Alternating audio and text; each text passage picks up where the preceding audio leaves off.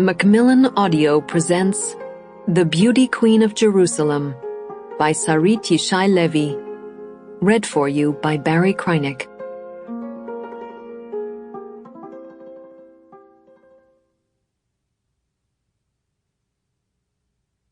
Chapter 1.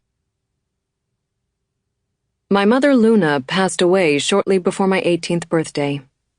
A year earlier, while the whole family was sitting around the table for lunch as usual, and she was serving her famous sofrito with peas and white rice, she sat down on her chair and said, "Dios santo, I can't feel my leg."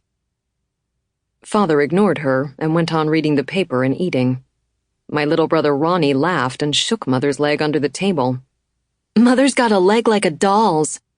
"It's not funny," my mother said angrily. "I can't feel my foot on the floor." Father and I continued eating. "Por Dios, David, I can't stand on my leg," she repeated. "It's not doing what I tell it." Now she was on the verge of hysteria. Father finally stopped eating and took his head out of the paper. "Try and stand up," he said. Mother was unsteady on her feet and held on to the corner of the table. "We should get you to the doctor's," Father said. But the minute they walked out the door, Mother's leg did as it was told, and she could feel it again, as if nothing had happened. "See, it's nothing," said Father. "You're being dramatic as usual." "Yes, right, I'm dramatic," Mother replied. "If it had happened to you, people would have heard the ambulance siren from here to Caramon." The episode passed as if it had never happened. Mother would recount it over and over to Rachelika and Becky and anyone else who was prepared to listen, and Father would lose his temper and say, "Enough! How many times do we have to hear the story about your marionette leg?" Then the second incident occurred. Mother came home from the grocery, and just as she was about to walk inside, she fell and lost consciousness. This time an ambulance was called, and Mother was rushed to Bikur Cholim Hospital. She couldn't stand or walk, and was diagnosed with cancer. That was when Mother began to stop talking, especially to Father. He'd try to engage her, and she just wouldn't answer. Her sisters, Rachelika and Becky, neglected their families so they could sit with her almost around the clock. Despite their pleading, she refused to leave the house, ashamed that people would see her, Luna, the woman who had the most beautiful legs in Jerusalem, in a wheelchair.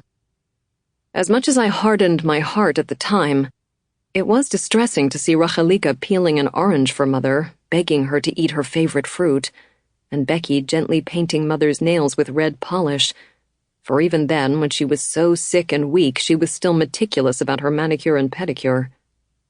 Rachelika and Becky both did their utmost to behave naturally, as if nothing terrible was happening, and chattered away, yakety-yak like a couple of hens, as my grandmother Nonna Rosa used to say.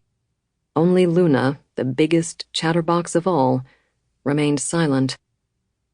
At night, one of them would stay over to sleep with Mother, who now occupied the living room sofa's pull-out bed, encircled with dining chairs to prevent her from falling off. All of Father's pleas that she sleep in their bedroom and he in the living room fell on deaf ears. "She says she can't breathe in the bedroom," Rachelika told Father. "At least you can get a proper night's sleep so you'll have the strength to look after the children." But my little brother Ronnie and I didn't need Father to look after us. We both took advantage of the fact that everyone was preoccupied with Mother and gave ourselves freedom to roam.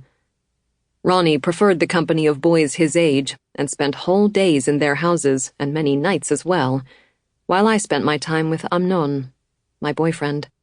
Amnon's parents had a bookshop at the center of town, and his sister was married, so their big house on Hama'alot Street was ours for the taking. Had my father known what we were up to, he would have beaten Amnon to a pulp and sent me to live on a kibbutz. After her diagnosis, Mother no longer called me a street girl or threatened to tell my father when I got home late.